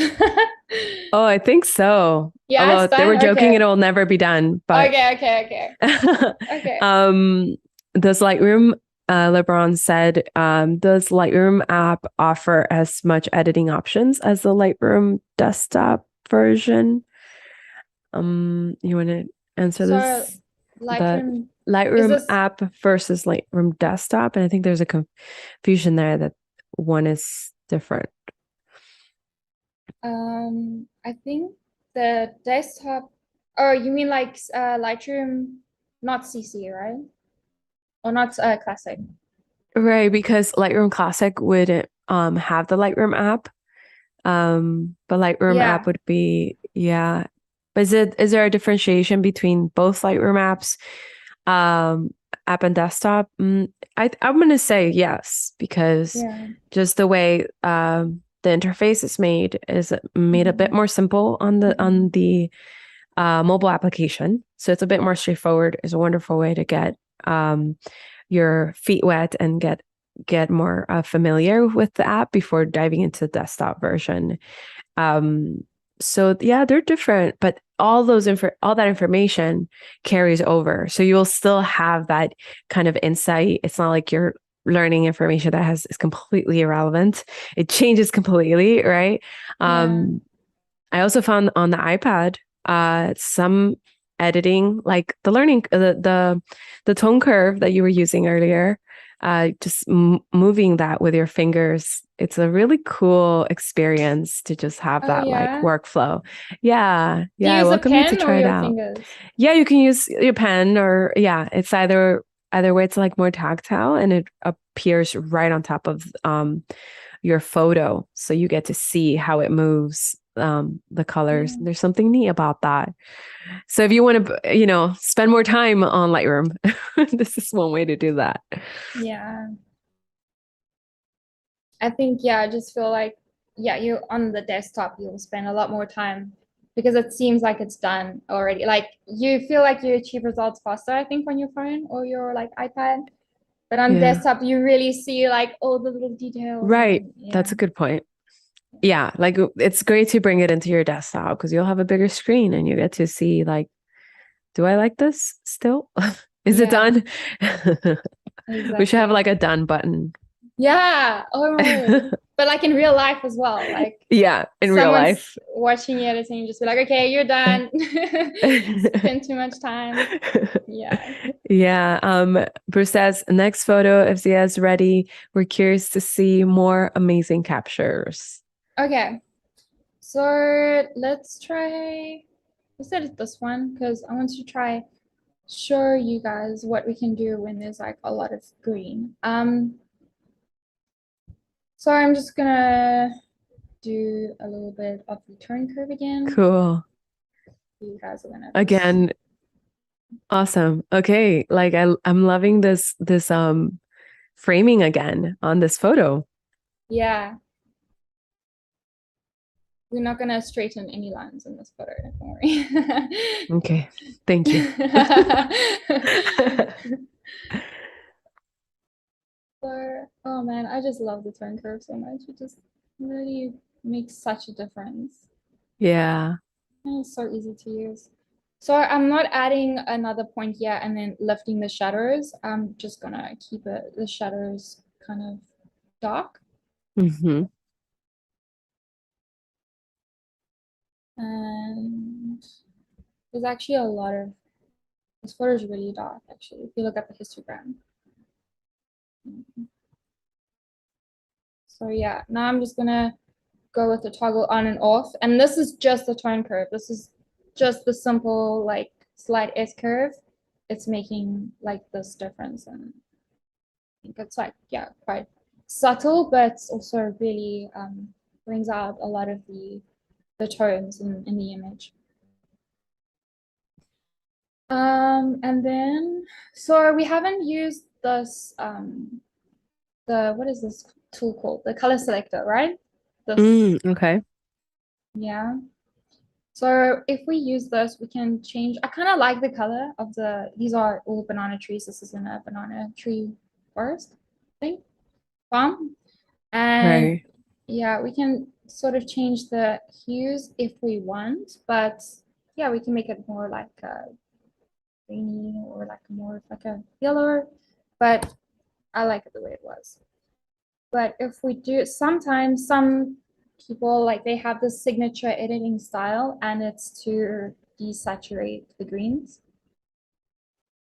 which I think is sometimes really cool as well. Um, I don't know if you've seen that quite often, like people Mm. desaturating greens in their Yeah, I guess I in their have photos. because I don't know that I do it quite frequently, but I can definitely see like a lot of color desaturation to bring more focus into a subject, right? Because our Yeah, skin colors usually warmer in yeah, tone. yeah. I've also seen it like in landscapes and like just an image of trees with like a Hmm. little bit of desaturation, which looks quite cool. So Yeah. It's like a different hue of that green. Not quite yeah, like black and white, but something different. Mhm. yeah, yeah.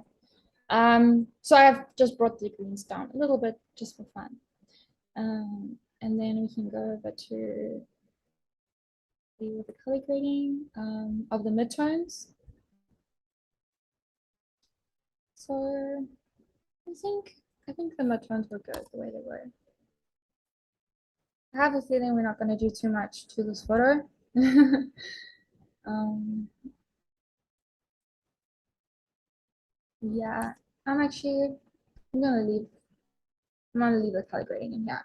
But one thing I do wanna do, I don't know if you guys noticed, but there are some bananas in the background and they are green. And Hmm.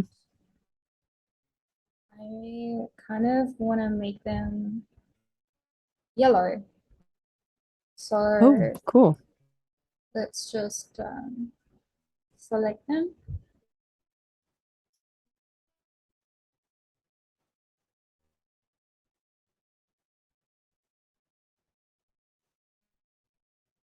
Yeah, I don't know if you ever like go on certain things and just change the color um of them, but like especially like fruits, I really like to emphasize like, you know, that they're ripe and um just yeah.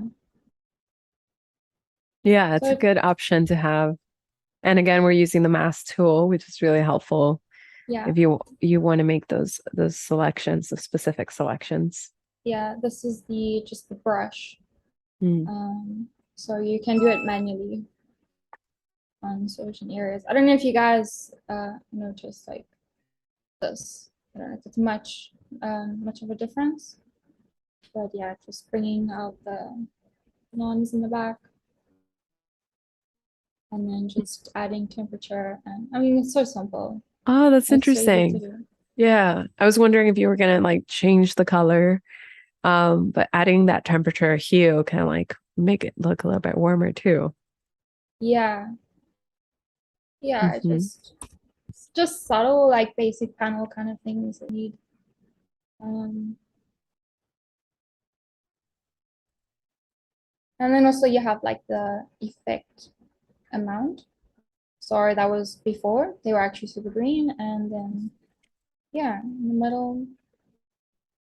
So should we see the before and after?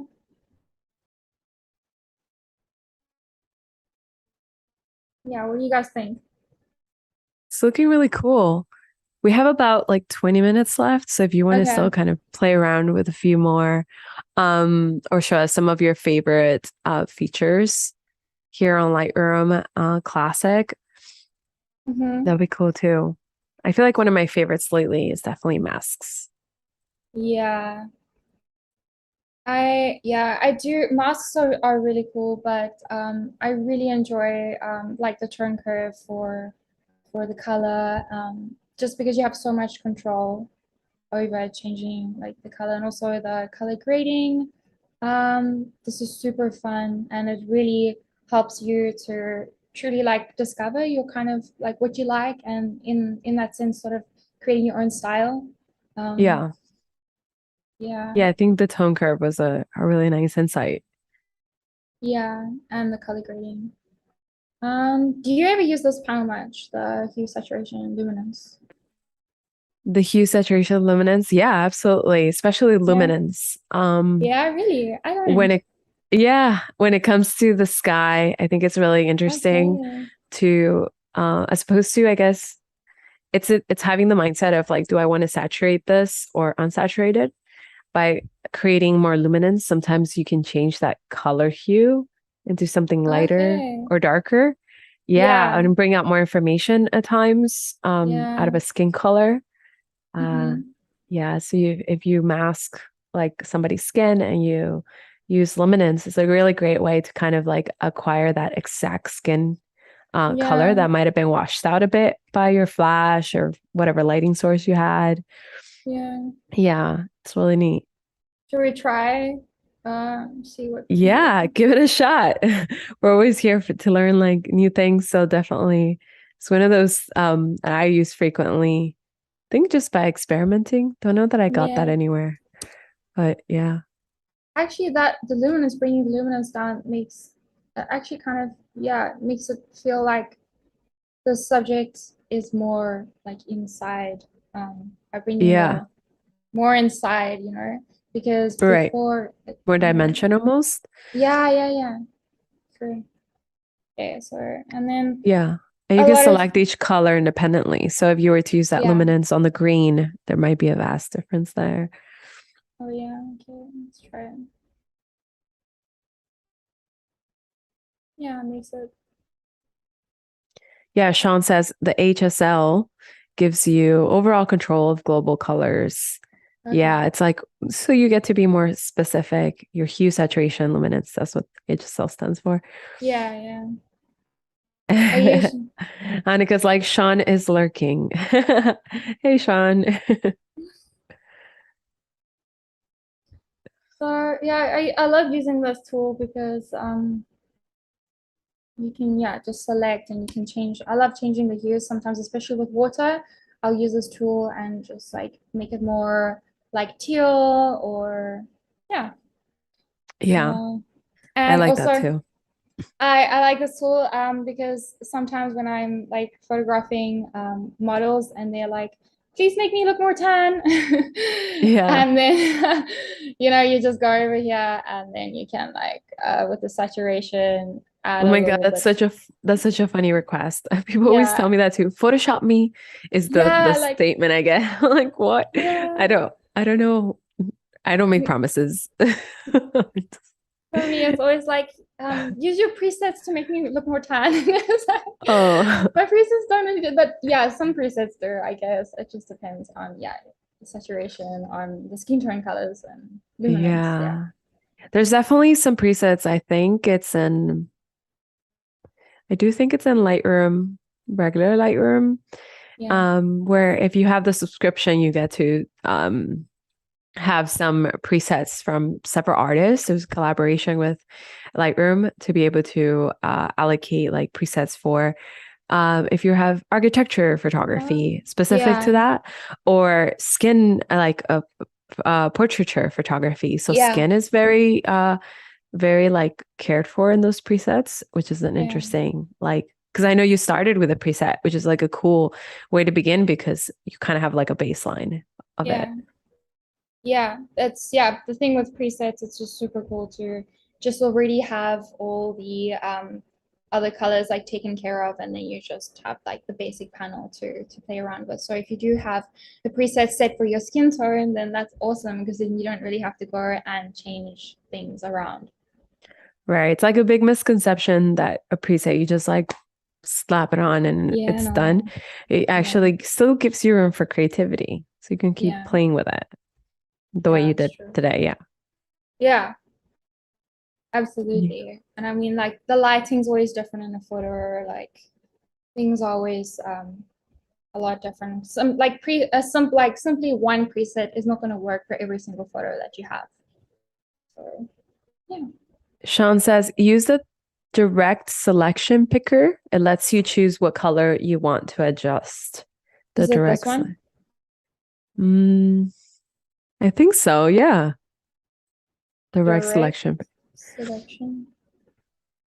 I don't know that tool. That is interesting. Is it this one? I call it the color selection tool. Mm-hmm. Maybe it's called direct selection tool. I'm not sure. Who asked that? Or who said that? That was Sean Sean. Okay. Sean giving us insiders. is this Yep, the Cashew Blue direct? ink. Yeah. Yeah, I think so. That's Yeah. the one. Adjust the hues. Yeah. Yeah. I often use that. Yeah, it's interesting, right? There's a lot of different tools within this program that you can completely like know inside out, or you can choose to, not have it be part of your workflow, and that's Yeah. still going to allow you to have results. You have an entire portfolio of really cohesive photos, and your focus is you have a high focus on like the tone curve and the color grading, and so you can see that you don't have to be overwhelmed over wanting to learn everything because Yeah. it's helpful to just be really good at some of the elements too and play Yeah. with those as much as possible. Yeah. Should we do like a quick overview of the tools that we use or Yeah, I think that's a great idea. okay, so this was the first image. We used the transformation tool, which was over here, and we used the upright. I don't know if this is, I feel like this is kind of a new feature, or I don't know, I just never explored this part. Hmm. But it's great for architecture. I think I've only started using this in the last year. I mean, I don't think 5 years ago, I don't think it was there.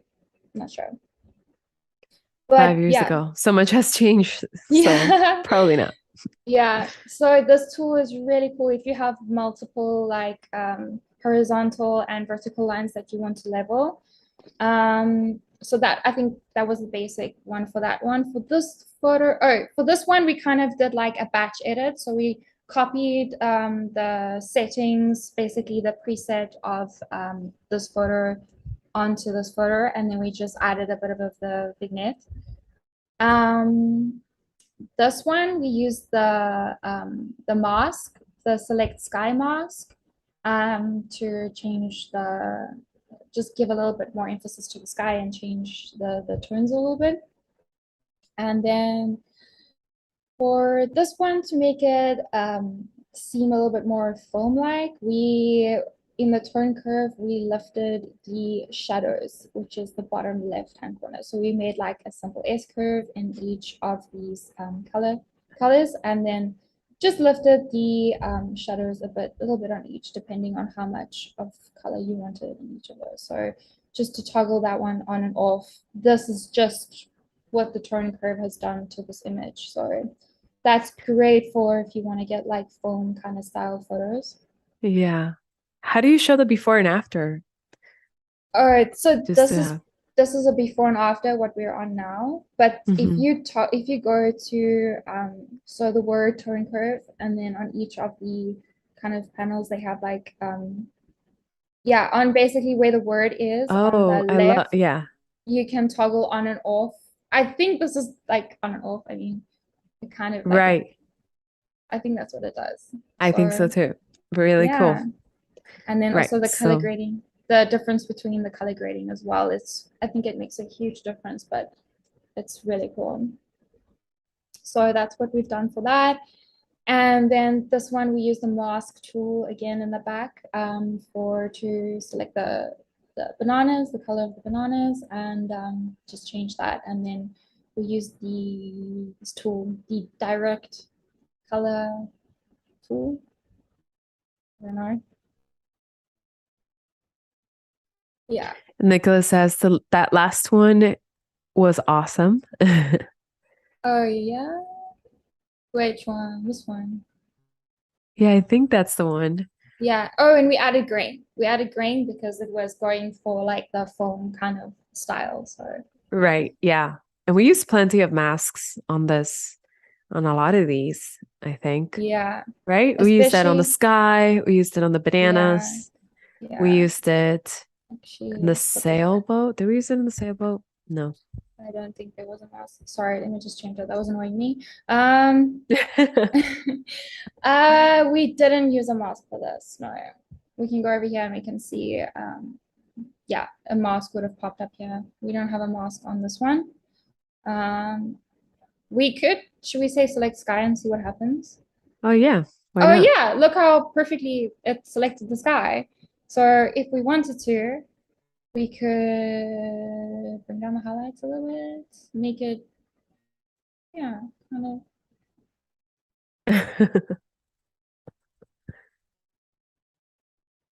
yeah. It kind of looks like a desert dust storm is like on its way.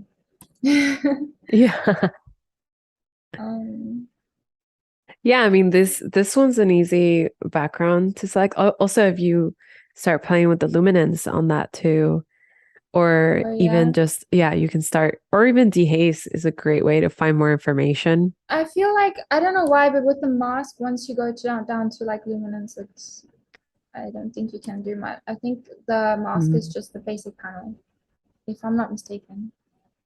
Correct me if I'm Yeah, it looks like wrong. it doesn't give you that. Yeah, I would say like using the haze could be a nice way of showing some more information. He has, Yeah, or add haze. cool. More haze or less Yeah, haze? I'm gonna say, well, it depends. Just play with that, I guess. Kind Yeah. of cool to see. Yeah, I think I like a little bit more like texture. Oh, and then also, I think it was Sean said that the backslash is a good shortcut. I love shortcuts for before and after.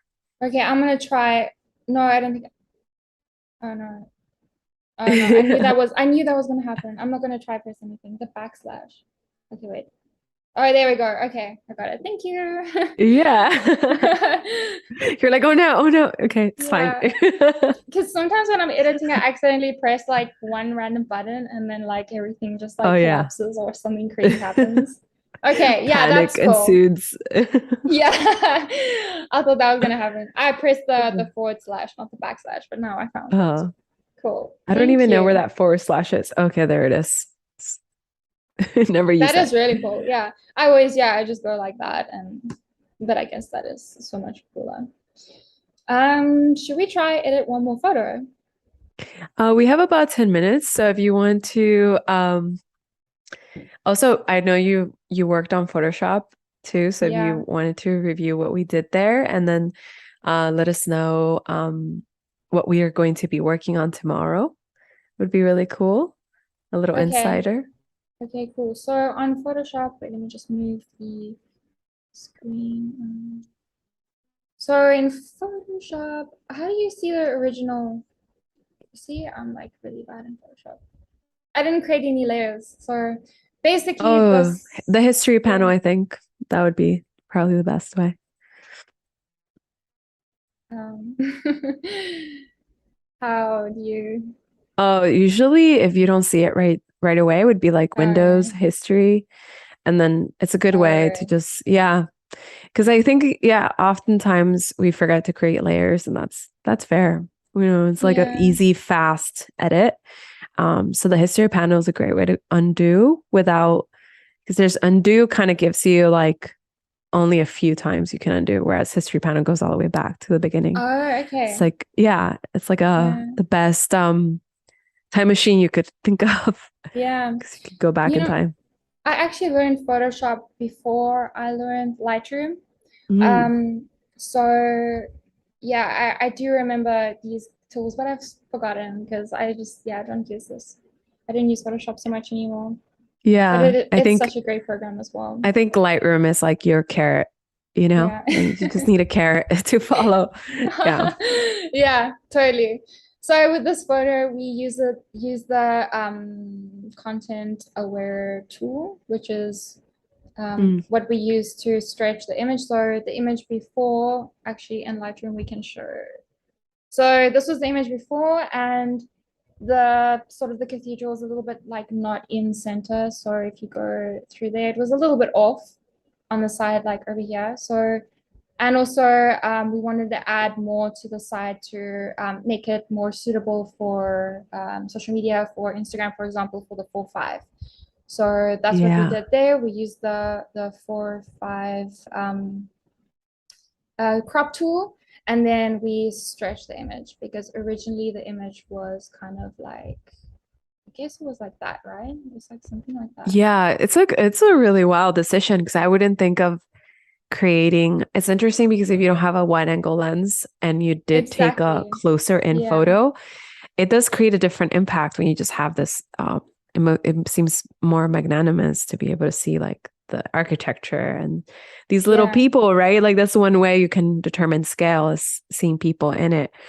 Yeah. Yeah, it's an interesting choice. I like that workflow.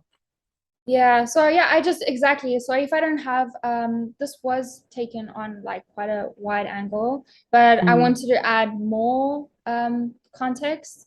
So like yeah, and also when you see like also how massive the building was, and we are actually super lucky this morning because there was I think I waited for someone to leave before I took this photo, but otherwise it's quite tricky to have to have people in the background and remove it. So it's better to not have people. But in this case, I waited, so I didn't have to remove the person. So I had all this space to work with and like to make it feel even more like give it more context and how much space and how massive like this area actually is. Like this is a cool way to do it and how to show it. Yeah, I honestly really like. I think that that's kind of like a really cool way to just show off a little bit more of the space and kind of reinvent the composition. That's Exactly. yeah, really Yeah. cool. Yeah, Sean says, was it Sean? Oh no, it was Nicholas who said, the original will be in Lightroom. Oh, okay, that makes sense. Sean said actually that one of the ways that you can also edit is going directly from Lightroom, grabbing the Lightroom file and into Photoshop. There's if you right click on the photo, you can go into edit in Photoshop, Yeah. and it just will keep the original photo, and that's kind of cool. That's another way Oh, to yeah. see the beginning of it, unless you save it and then it would Oh, update. So that's cool trick there. yeah. Yeah. Can you let us know So, a little bit about what we're going to be doing tomorrow okay, before we, yeah? sure. So tomorrow we're going to be doing, I'm just going to head over and show you a little sneak peek. So I really love surf photography. So I'm going to show you how I edit like my surf photos. Sorry. Yeah, so we're going to be looking at some action, so some surf photography and underwater photos as well, how I edit the photos underwater, because editing photos taken underwater is a little bit challenging because it kind of starts, the deeper you go, and especially as soon as you start going beneath the surface, you start losing like a lot of colors, especially Mhm. with like skin tones and those kinds of things. And then also like Right. split 'Cause photography there's also as less well. light. Yeah, Right. yeah, less light. Yeah, exactly. I imagine a lot So of challenges. yeah, so I'm just gonna show you how I do it, how I achieve like these, how to bring back the colors and how to make the water look super clear. Yeah, and maybe Were those some. photos taken also in Bali? Uh, I'm so curious. It's like it just they've looks been all slightly over. different. So this was in South Africa. Mm. This was in El Salvador. Oh, This was wow. Maldives. This was Costa Rica. I've been Nice. like all over, yeah. And this was Canary Islands. I love that you spent time in Central America. That's where I'm from. Yeah. Oh, Yeah. really? Which part? Yeah. Honduras. Wow, I haven't been there. Yeah. I've just been to Costa Rica and El Salvador. But yeah, Yeah. I've I'd been love to to go Costa there. Rica too. So beautiful. Yeah, super nice, super wild. Super I love cool. it. Yeah, So, that's awesome. Yeah, I'm really excited to see all the different changes that you make on these photos because I know that like in general having different light conditions and different environments yeah. um are just different challenges that you have to tackle in Lightroom. It's not always the same exact workflow. It all depends on the kind of photos that you are working with. So definitely keep that in mind. And if you have photos, underwater photos, or any photos that around the beautiful sea, definitely try, bring edit with us alongside. I think that is Yeah. really fun. I love doing that on all live streams. And thank you all for joining us. And definitely join us tomorrow for part 2. It's going to be super cool at 9:30 Pacific time, editing in Lightroom and Photoshop still, right? Yeah. Yeah, we Um, can try do something in Photoshop. underwater. So that's going to be Cool. really cool. I'm really excited to check those out. And Cool. stick around for branding bootcamp with Alex. I forgot your last name, Alex, but with Alex, where he's going to be teaching you all of the different ways you can use typographic hierarchies to express your branding. And I think that's a big one. I love being able to play with typography. So definitely check that out. And thank you all so much for joining us and for being part of the chat. You're always so fun and funny, and I love that. So, and Cool. thank you, Thanks, Zia. Lynn. Thank you so much for having me. And thanks for everyone that communicated in the chat. I think I've actually learned something today as well. So thank you guys. Yeah, thank you all. Cool. Bye.